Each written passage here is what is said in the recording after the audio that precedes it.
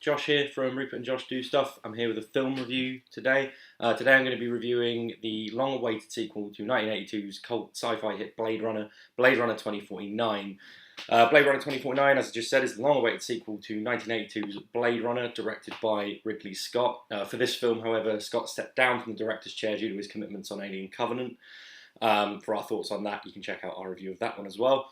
And has handed over the directorial duties to French-Canadian director Denis Villeneuve for this film. His previous credits include films like Sicario, Prisoners, and the excellent and Oscar-nominated Arrival. I'm not sure if it won, but Oscar-nominated.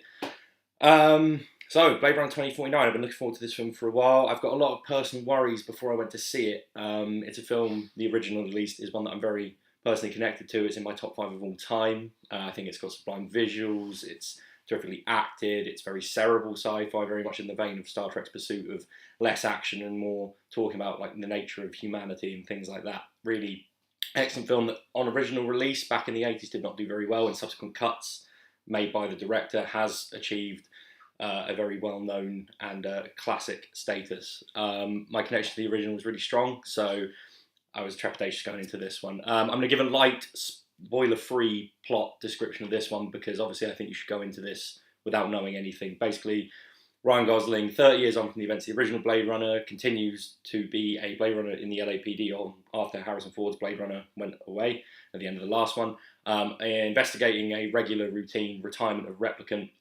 He comes across evidence that leads to a wider plot involving corporate corruption and the fate of replicants in this future. But I won't say any more. I think it's best that you go into it knowing very little because you're going to take away more if that is the case. The cast overview for this film, we've got some great performances in this. Ryan Gosling, once again, putting on a terrific form. As many people who know me will know, I love him in things like Drive, Only God Forgives. He's really good in The Place Beyond the Pines. He's a terrific actor in this. He is, very minimal dialogue, doing what he does best, broody and not saying a lot. Harrison Ford returns 30 plus years after playing Deckard again. Quite frankly, unlike his performance as Han Solo in Star Wars The Force Awakens, which I felt was a little phoned in and just a bit grumpy, I feel in this one he's really putting in his all. I can tell that Deckard's a character he really appreciates and wanted to do something with and explore again, so it really feels like he's put the effort in, and I think maybe we could look at a supporting actor Oscar nod, depending on how the Academy thinks. And as a wrestling fan, it's always good to see Dave Bautista in things. He was great in Guardians too. He's not in this for a lot. I'm not going to say how long or where, but solid Dave Bautista performance. Other than that, Robin Wright, who plays the head of the LAPD in the film, she's terrific as always. She, once again, putting in a good performance this year because she was also in Wonder Woman. And Jared Leto, who despite some quite frankly scenery chewing monologues in the film, does a good job. Definitely washes away the taste of his Joker.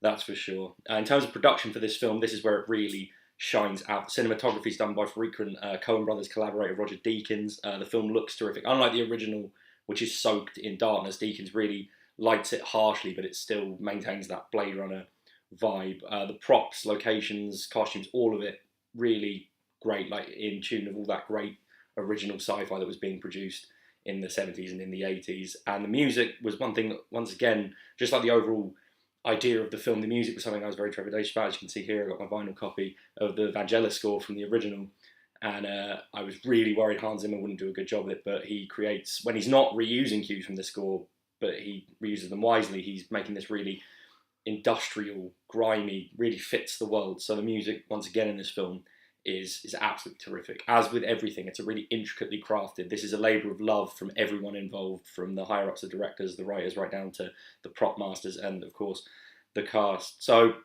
moving it all on to the verdict. All my worries going into this film that's it's been over 30 years in the making were very, very quickly forgotten. It's a beautifully paced, gorgeous-looking film with some absolutely terrific performances. It really didn't feel like a 2 3/4 hour movie. It absolutely flies by. And it's a finely crafted piece of cerebral sci-fi, which you don't see a lot in cinema these days, and it really stays with you long after you've left. I'm still thinking about it now. I saw it nearly a week ago now, and it's still playing on my mind. I'm thinking about it more and more and more. So I think, quite frankly, it stands shoulder to shoulder with its original counterpart, and I'm going to be giving Blade Runner 2049 a 9.5 out of 10. Thank you for watching, and if you like that, be sure to like, share, subscribe, and the usual, and tune in for more movie reviews in future. Bye!